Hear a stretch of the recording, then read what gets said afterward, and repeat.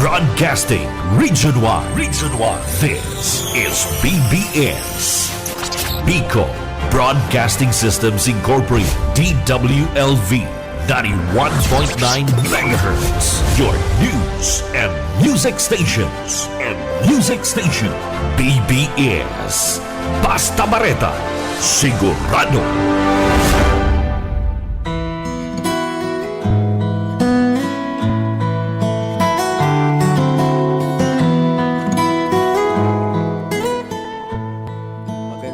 Umaga po, Bicolandia. Magandang umaga po dito sa probinsya ng Camarines Sur. At magandang umaga po dito sa lungsod ng Naga. Bangon-bangon na po at umaga na. Ay, yung iba po ay gising na talaga, nagkakape na.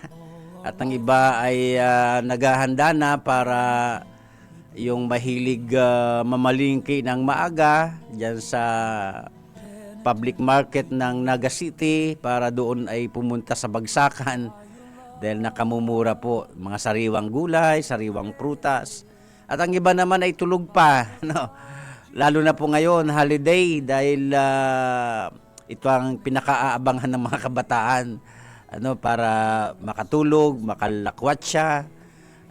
Pero ngayong umaga, hayaan natin, bangon muna at simulan ho natin ang ating araw, ang ating buhay sa pamamagitan ng pakikipag-usap sa Diyos.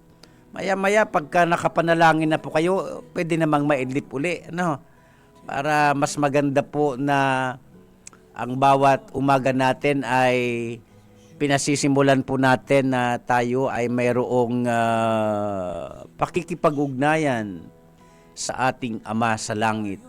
Sa ngalan po ng Alliance of Ministries of Metro Naga Incorporated, ako po muli ang inyong lingkod, Pastor Luis Bulaño. Sa loob ng ilang mga minuto, tayo ay sama-samang mag-aral ng mga aral ng Panginoon, at sa technical atin din pong makakasama si Sir Stephen Fabis. Magandang umaga sa lahat ng mga kasamahan kong BOT, ng Board of Trustees ng Alliance of Ministries of Metro Naga Incorporated. Magandang umaga sa mga kaibigan natin, mga kasamahan, mga kapatiran, kamanggagawa, Pastors. Magandang umaga po sa inyong lahat. Magandang umaga sa lahat ng inaabot ng signal na ito sapagkat tayo ay on air and online. Sa mga hindi po panood ngayon live, ay maaari naman ninyo itong i-replay. Okay? So, wala pa akong nakikita sa screen. Siguro, tulog pa talaga. Pero okay lang, sapagkat ito ay naka-record. Pwede ho ninyo itong i-replay pagkagising na kayo. Okay? So, sige po. Tuloy-tuloy na tayo. Simulan natin ang ating umaga na tayo ay magbabasa, mag-aaral ng bahagi sa banal na kasulatan. May babasahin po ako at sana'y mabasa ko ng maayos sapagkat nakalimutan ko po. Hindi ko alam, parang nawala ang aking reading glass. Pero sisikapin ko pong mabasa ito. Mula po rito sa Roma, Kabanatang 12, isang napaka-pamilyar na talata, pero hayaan natin na ngayong umaga ay pagpahayagan tayo ng Panginoon ng mga sariwang kapahayagan na nagmumula sa Kanya, na habang pinapakinggan natin ito, ang banal na Espiritu ay mangungusap sa inyong puso, mangungusap sa ating lahat. Roma, Kabanatang 12, ang talata ay 1 at talatang 2. Ito po ay sulat ni San Pablo. Kaya nga, mga kapatid, alang-alang sa masaganang habag ng Diyos sa atin, ako'y nakikiusap sa inyo na ialay ninyo ang inyong sarili bilang isang handog na buhay, banal at kalugod-lugod sa Diyos. Ito ang karapat-dapat na pagsamba ninyo sa Diyos. Huwag kayong makiayon sa takbo ng mundong ito. Sa halip, hayaan ninyong baguhin ng Diyos ang inyong pag-iisip upang maunawaan ninyo ang kanyang kalooban. Sa gayon, magagawa ninyo kung ano ang mabuti, kalugod-lugod, at ganap na kalooban ng Diyos. So ang Diyos po ang magpala ng ating puso na pagtatamnan ng kanyang mga aral ngayong umaga. Magandang umaga po kay Sir Luis R. San Jose Jr. At magandang umaga din po kay Ma'am Lourdes Garrido. Ngayon pong umaga, dito po sa kababasa ko lang na talata mula sa sulat ni San Pablo dito sa Roma, Kabanatang 12, talatang 1 at 2, ating pag-uusapan ang tatlong bagay. Ano po, mula rito sa dalawang talata. Tatlong bagay, tatlong katotohanan na makatutulong sa ating lahat upang ang ating sarili, upang ang ating buhay ay lalo pa nating mailapit sa Panginoon. Magandang umaga po kay Sister Anita Peña. Magandang umaga po. At mula rito sa dalawang talata, pag-aaralan po natin ang tatlong paraan. Paano natin gagawing devoted ang ating buhay sa Diyos. There are 3 ways to devote ourselves to God. Mayroong tatlong paraan, biblical na paraan, sapagkat kung bakit ko ginamit ang salitang biblical na paraan, sapagkat ang mga tao ay may kanya-kanyang palagay, may kanya-kanyang pamamaraan para kanyang gawing, sabi nga ng iba, ginagawa niya raw reliyoso o reliyosa ang kanyang sarili. But again, ngayong umaga, wag ho nating pag-uusapan ng relihiyon. Ano po? Ang pag-uusapan natin ngayon, anong mga biblikal na pamamaraan ang makakatulong sa ating lahat upang patuloy nating masumpungan ang ating mga sarili na tayo ay lalo pang napapalapit sa Panginoon. Sa mga nakikinig ngayon, kung sa palagay ninyo ay malayo kayo sa Diyos dahil binabaliwala ninyo ang Diyos, hindi pa naman huli ang lahat. Kaya habang pinapakinggan mo ito, makakatulong ito sa iyo. Sa atin naman, sa mga taong nakalapit na sa Panginoon, sa palagay ninyo ay malapit na kayo sa Panginoon, i-maintain natin yung ganoong ugnayan. Malapit ka na ba sa Panginoon? Maganda yan. Pero kailangan nating mapanatili yan. Kailangang mabantayan natin ang ating mga sarili na sa bawat araw ating makita na tayo ay namamalagi, nananatili at lalo pang napapalapit sa ating Ama sa langit. At ngayong umaga, sama-sama nating pag-aralan, sama-sama tayong makinabang, sama-sama tayong matuto sapagkat mayroong tatlong biblikal na pamamaraan upang ating mailapit ang ating mga buhay, ang ating mga sarili sa ating Panginoong Diyos. Number 1, mula po sa Roma, Kabanatang 12, talatang 1, ating mapapansin dyan, ang una nating gagawin, it is the right thing to do na tayo ay maging devoted. Uulitin ko po, isang tamang pagpapasya na tayo ay maging devoted sa Diyos. Ginagamit ko po yung salitang devoted sapagkat mas pamilyar ang tao sa salitang ito. Kaya nga nakakarinig tayo ng mga devote, di ba? Hindi mga devote ha, devote. Mga tao na talagang ang buhay nila ay malapit sa Diyos. At ang kanilang mga ginagawa, ang kanilang paraan ng pamumuhay ay nagpapakita, nagpapahiwatig na talagang malapit sila sa Diyos. Pero ngayong umaga, ang ang una nating dapat gawin, biblical na paraan para tayo mapalapit sa Diyos, kailangan talaga nating totally, no, na isuko sa Diyos ang ating buhay. Sapagkat imposible na ang isang tao mapalapit sa Diyos hanggat wala munang nangyayari ng ganap na pagsuko ng buhay sa Panginoon. Hindi po yan mangyayari na tayo ay maging devoted o devote ng Panginoon hanggat walang nangyayaring pagsuko ng ating buhay sa Panginoon.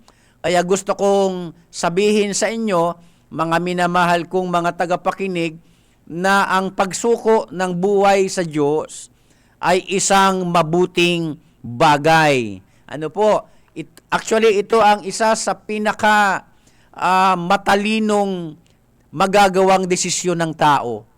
Yun bang kahit sa tingin mo sa sarili mo ay napakarunong mo, napakayaman mo, pero ang isang napakamatalino desisyon ay matutunan ng tao na magpakumbaba sa Diyos at isuko ang ating mga buhay sa Panginoon, sa pagkaunawa na ang buhay natin ay pagmamay-ari ng ating Ama sa langit. Yan po kasi ang nakakalimutan ng maraming tao. Masyado tayong nagugumon, masyado tayong nagbubuhos ng ating atensyon, ng ating focus sa mga bagay na kung tutuusin, kapag hindi mo mapag-ingatan, ay mailalayo ka sa Panginoon. Samantalang, kapag tayo ay sumuko sa Panginoon, diyan magsisimula ang isang uri ng buhay na ikaw ay lalo pang mailalapit sa Panginoon. Ano po? Kaya isa itong pagpapasya. Kaya nga sabi ni San Pablo sa kanyang sulat, nakikiusap ako sa inyo na ialay ninyo ang inyong mga sarili sa Diyos. Nakikiusap siya, ibig sabihin, kailangan yung kanyang pinakikiusapang mga Kristiyano ay ganap na magsuko ng buhay sa Panginoon. Ang tanong, bakit? Alam niyo po kasi mga minamahal kong mga tagapakinig, hanggat wala pong nangyayaring pagsuko ng ating buhay sa Panginoon, papasok tayo dito sa pangalawa. Pangalawa po na biblical na paraan, paano tayo magiging devoted sa Panginoon. Pangalawa, we put aside the trappings of the Word. Pagka tayo ay naging devoted sa Diyos, hindi natin pinapayagan na ang mga bitag, ang mga pain ng mundo na makakapagpalayo sa atin sa Diyos, hindi na natin yan papansinin. Tandaan ho natin, mga minamahal kong mga tagapakinig, sa ating henerasyong ginagalawan, sa ating mundong ginagalawan ngayon, sa makabagong henerasyon, napakaraming pain ang demonyo para ang tao ay kanyang mailayo sa Diyos. Kaya napakahalaga yung una nating puntos na para tayo makalayo, makaiwas, magtagumpay laban sa mga bitag ng mundong ito para tayo ay ilayo sa Panginoon. Ang unang-unang gagawin, talagang isuko ang ating buhay, ang ating sarili sa ating Diyos. Diyan po lamang magiging posible na tayo ay makaiwas sa mga makasalanang pain ng mundo. Alam nyo, laganap na sa telebisyon, sa internet, di ba? Kaya mga magulang, babantayan po ninyong mabuti ang inyong mga anak. Huwag nyo silang papayagan basta-basta na lamang na sila ay may hawak na cellphone, malayang nakaka-operate sa laptop. Dahil kung ano-ano na lang ang lumalabas sa Facebook, ano po, magandang umaga po kay Ma'am Nelly Dilema Valladolid. Yan. Magandang umaga din po kay Sister Rina Bernos Celeste. Magandang umaga din po kay Ma'am Claire Dacuya Ricafort. So, tuloy-tuloy po tayo. Yan ang pangalawa nating tinatalakay ngayon sapagkat ang ating pinag-uusapan ngayon, there are 3 biblical ways to devote ourselves to God. Ano po? Una, we give ourselves totally to God. At yan po ay mabuting bagay. Mabuting bagay sapagkat may mga tao na hindi po sila nagdedesisyon na kanilang i-devote ang kanilang sarili sa Diyos. Kaya nga may mga satanista, di ba? Na sa halip na lumapit sa Diyos, sa demonyo lumalapit. Na sa halip na maging devoted sila sa Diyos, sa demonyo sila sumasamba. Sa demonyo sila nagiging devoted. Kaya nga may mga satanist, nangyayari na po yan sa ating kapanahunan. Pangalawa, we put aside the trappings of the Word. Pagka ang tao napapalapit sa Diyos, matabang na ang kanyang panlasa sa mga bagay na makakapagpalayo sa kanya sa Diyos. Yan po talagang magiging epekto niyan. Pero hanggat malayo ka sa Diyos, sarap na sarap ka sa mga bagay na makamundo. Kaya nga lang, hindi mo napapansin, pain pala yan ng demonyo, bitag pala yan ng dyablo, para mailayo ka sa Diyos. Tandaan natin, mga minamahal kong mga tagapakinig, hindi po maglalatag ng pain ang demonyo na sa palagay mo makakasama sa iyo. Ang ilalatag ng demonyo na bitag, yung sa palagay mo masarap sa pakiramdam, magandang gawin. Kaya wag tayong padadaya sapagkat marami ng buhay ang nasira dahil malayo sila sa Panginoon. Kaya wala silang lakas, wala silang kakayahan na paglabanan ang mga pain ng demonyo para mailayo ka sa Diyos. May kasabihan po sa Bicol, kung yain ang debosyon, yaon ang tentasyon. Di ba? Narinig niyo po yan dito po sa Kabikulan, yan po ang madalas kong naririnig. Kung yain ang debosyon, yaon ang tentasyon. Totoo po yan. Sa Tagalog, sa mga nakikinig po sa ating mga sa Katagalugan, ang ibig sabihin po na kung yain ang debosyon, yaon ang tentasyon, sa Tagalog po, kung saan ka po nagiging malapit sa Diyos, nandyan naman ang mga tukso. Mga tukso na pwedeng makapagpalayo sa atin sa Diyos. Pangatlo na biblical ways o biblical way para tayo maging devoted sa Diyos. Pangatlo, we allow God to change, to shape our thinking. Pagka tayo ay nagiging devoted sa Diyos, pinapayagan mo na ang Diyos na siya ang humubog ng paraan ng ating pag-iisip. Sapagkat ang isang taong hindi malapit sa Diyos, makamundo kung mag-isip. Pero kapag ang tao napapalapit sa Diyos, maka-Diyos kung mag-isip. Yan po ang difference po, ang pagkakaiba ng dalawa. Uulitin ko ang taong malayo sa Diyos, makamundo kung mag-isip. Pero ang isang taong malapit sa Diyos, maka-Diyos kung mag-isip. Kaya dahil maka-Diyos mag-isip, sa kanyang mga decision making, sa kanyang mga pagpili, maka-Diyos din ang kanyang pinipili. Maka-Diyos din ang paraan ng kanyang mga pagpapasya. Sapagkat maka-Diyos nga. Kaya ganoon kahalaga na tayo ay nagiging devoted sa Diyos. Paglilinaw po, mga minamahal ko mga tagapakinig, maging devoted tayo sa Diyos. Okay? Sa Diyos, hindi kung kanino man, hindi sa anuman, kundi sa Diyos. Sapagkat pagka ang tao naging devoted sa Diyos, arami pong spiritual na benepisyo ang pakikinabangin ng isang tao. Unang-una, pag napalapit ka sa Diyos, nasa Kanya, nasa iyo ang Kanyang pabor. Pag malapit ka sa Diyos, nasa iyo ang buhay na walang hanggan. Pag malapit ka sa Diyos, sigurado ang iyong kaligtasang espiritual. Pag malapit ka sa Diyos, pinapakinggan ng Diyos ang iyong mga panalangin. Kapag malapit ka sa Diyos, marami pang ibang mga espiritual na pakikinabangin ang isang taong nagpasya na siya ay maging malapit sa Diyos. Pero, pag hindi ka naging malapit sa Diyos, maraming dilubyo ang mangyayari sa buhay ng tao. Alin ang pipiliin natin sa dalawa? Malapit ka na sa Diyos, ayos pang buhay mo. Na kahit sabihin may mga problema, pero hindi naman nagpapabaya ang Diyos sa iyo sa bandang uli, di ba?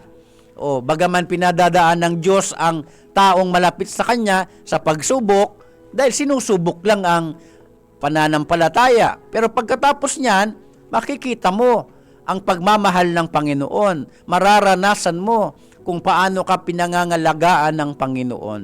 Kaya ngayong umaga, sa mga nakikinig po ngayon at magre-reply nito, piliin mo. Piliin natin. Pagpasyahan natin na maging devoted sa Diyos. Sapagkat ito ay isang mabuting bagay. Isang mabuting pagpapasya. Pangalawa, pagka malapit ka sa Panginoon, yan ang kusang magpapawala ng iyong interest sa mga bagay na material, mga bagay na makamundo, na ilalayo ka lang nito pagkatapos. Ako po, personal kong karanasan nito nung ako ay lalo pang mapalapit sa Panginoon. Yung totoo yung totoong pagiging malapit sa Panginoon. Nawalan ako ng panlasa, ng interes, sa mga bagay na dati kong ginagawa na hindi makadiyos. Mga bagay na dati kong ginagawa na nagiging dahilan ng paulit-ulit na pagkakasala. Pero nung payagan ko ang sarili ko na ako ay mapalapit lalo sa Diyos, binago niya ang buhay ko, binago niya ang paraan ng pag-iisip ko, hanggang nagkaroon ako ng tunay na interes sa mga bagay na makadiyos. Ganon din po ang mangyayari sa inyo, mga minamahal kong mga tagapakinig. Ngayon, kung ang ginagawa mo ngayon ay dati ng makadiyos, ipagpatuloy mo yan. Pero sa mga malayo sa Panginoon, nakikiusap po sa atin ang Panginoon sa tinig ng banal na Espiritu na wag na kayong magsayang ng panahon. Lumapit na kayo sa Panginoon at payagan ninyo ang sarili ninyo na mapalapit sa Panginoon. Wala hong mawawala, bagkus ay maraming espiritual na kapakinabangan ang mararanasan ninyo kapag pinayagan ng isang tao na ang buhay niya, ang sarili niya ay nagiging malapit sa Panginoon. Pag malapit ka sa Panginoon, nakikita natin ang mga bagay kung paano ito tinitingnan ng Diyos. Pinapahalagahan natin ang mga bagay kung paano ito pinahahalagahan ng Diyos. Pero kapag ang tao malayo sa Diyos, wala siyang pakialam sa mga bagay na espiritual, sa mga bagay na mahalaga sa Diyos. Pag ang tao malayo sa Diyos, lalo niyang sinisira ang kanyang sarili, ang kanyang buhay, ang buong katauhan niya. Pero pag ang isang tao malapit sa Panginoon, napapalapit siya lalo sa Panginoon, ano ang kapalit nito? Ang kapalit nito ay kaligtasan ng ating kaluluwa. Mga minamahal kong mga tagapakinig, iyan po ang ating pinag-aralan ngayong umaga mula sa Roma 12, talatang 1 hanggang 2. Mayroon tayong 3 pinag-aralan. Biblical ways to devote ourselves to God. Number 1, we give ourselves totally to God. Pangalawa, we put aside the trappings of the world. Pangatlo, we allow God to shape our thinking. 3 bagay ating pinapayagan na isuko natin ang ating buhay sa Diyos. Pangalawa, tayo ay wala ng interest. Hindi na tayo nadadaig ng mga pain ng mga makamundong bagay. Pangatlo, pinapayagan natin ang Diyos na siya ang humubog ng ating paraan ng pag-iisip upang ang paraan ng ating pag-iisip ay maging katulad ng kanyang pag-iisip upang pahalagahan natin ang mga bagay na mahalaga sa Diyos. Ito po ang salita ng Panginoon ngayong umaga, sa buong maghapon. Payagan mo ang sarili mo na mapalapit ka sa Panginoon. Kapag ikaw ay natutokso ng mga makamundong bagay na makakapagpalayo sa Diyos, humingi ka ng tulong sa Panginoon na mapagpasyahan mong ito ay maiwasan, mapaglabanan ng sa ganoon, iyong napapanatili ang iyong sarili na malapit ka sa Panginoon. Manalangin po tayo. Aming Diyos, aming Ama sa langit, marami pong salamat sa paalaala po ng iyong mga aral ngayong umaga. Tulungan nga po ninyo kami, Panginoon, na kahit may mga tukso sa aming mundong ginagalawan, payagan ka namin na patuloy kang maghari sa aming buhay. Payagan ka namin na ikaw ang Diyos na siyang patuloy na humubog ng aming pag-iisip at patuloy na magbago sa amin. Salamat po, tinitiwala namin sa iyo ang buong maghapon. Pangalagaan po ninyo kami. Tinitiwala po namin sa inyo ang buhay namin. Pag-ingatan po ninyo kami, lalo na sa mga pakana ng dyablo upang ilayo kami sa iyo. Salamat po, tinitiwala namin sa iyo ang aming buhay, ang aming mga mahal sa buhay at mga pangangailangan namin sa buhay. Purihin ka, Ama, sa pangalan ng Panginoong Kristo. Amen. Muli po ako inyong lingkod, Pastor Luis Bulanyo. Susunod na po ang Kakampi Network News, ibabalita ni Sir John Bernas. Pagpalain kayo ng Panginoong Diyos.